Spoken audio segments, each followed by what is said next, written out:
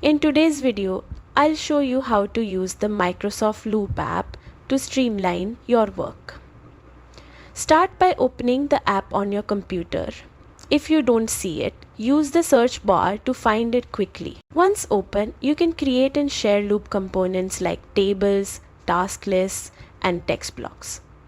These components aren't just limited to Loop. They integrate seamlessly with Teams, Outlook, Word, and other Microsoft 365 apps, keeping your projects connected and updated. Use the / command or the insert menu to add components, then share them with your team.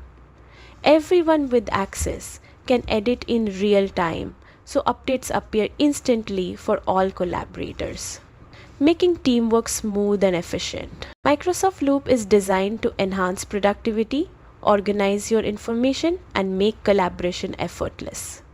Explore its features to see how it can benefit your workflow across meetings, emails, and documents.